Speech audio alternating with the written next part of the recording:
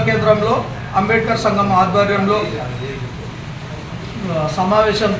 అంబేద్కర్ సంఘం సమావేశం జరుపుకుంటున్నటువంటి విషయం ఏమిటనగా, ముఖ్యంగా సహకార ఎన్నికలు ఈ మధ్యలోనే రద్దు కావడం జరిగింది. ఈ యొక్క సహకార ఎన్నికల్లో ఎస్సీలకు ఎస్టీలకు ప్రాతినిధ్యం ఇవ్వాలి. అదేవిధంగా చైర్మన్ పోస్టులు, పిఎస్సిఎస్ చైర్మన్ పోస్టులు కావచ్చు, డిసిసిబి చైర్మన్ పోస్టులు కావచ్చు, టెస్కాప్లో చైర్మన్ పోస్టు కావచ్చు, దీన్ని ఎస్సీలకు కానీ ఎస్టీలకు కానీ చైర్మన్ పోస్టులు ఇవ్వట్లేనటువంటి పరిస్థితి గత ఎన్నికల్లో జరగడం జరిగింది. అంతకుముందు ఎన్నికల్లో ఈ నష్టం జరిగింది. ఎందుకు దీనికి జరుగుతూ ఉందంటే, డైరెక్టర్ పోస్టులు పిఎస్సిఎస్ చైర్మన్ పిఎస్సిఎస్లో డైరెక్టర్ పోస్టులు కావచ్చు, డిసిసిబిలో డైరెక్టర్ పోస్టులు కావచ్చు, టెస్కాప్లో కావచ్చు డైరెక్టర్ పోస్టులు రిజర్వ్ ఉంటాయి.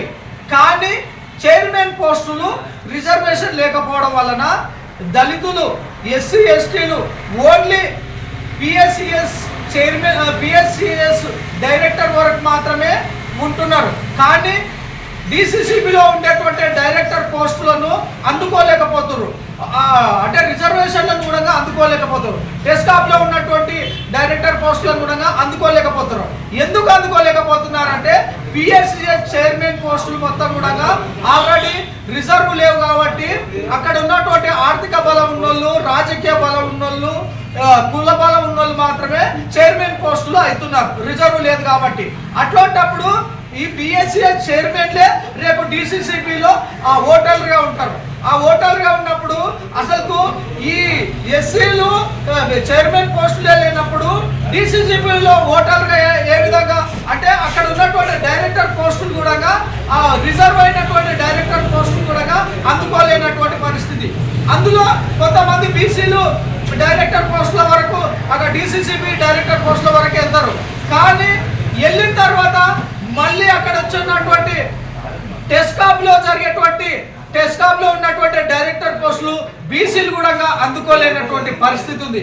కాబట్టి మేమేమంటున్నామంటే, ఖచ్చితంగా దీంట్లను చైర్మన్ పోస్టులకు రిజర్వేషన్ స్థానాలు కల్పించాలి. అదేవిధంగా రీసెంట్గా ఆల్రెడీ సహకార ఎన్నికల్లో రద్దయిన విషయం రద్దు కావడం జరిగింది.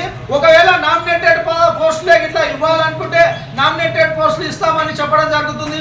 కాబట్టి మేమేమంటున్నామంటే, ఎస్సీలకు అధిక ప్రాధాన్యత, అంటే 25% ఇక్కడ ఉన్నటువంటి జనాభాలో ఉన్నటువంటి 25% రిజర్వేషన్లు అమలు అయ్యేటట్లుగా ఆ నామినేటెడ్ పోస్టులు ఇవ్వాలని మేము డిమాండ్ చేస్తూ ఉన్నాము.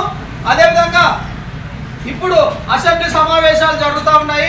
ఈ అసెంబ్లీ సమావేశాల్లో ఎస్సీల యొక్క కోట 25% రిజర్వేషన్లు పెంచాలని మేము డిమాండ్ చేస్తున్నాము.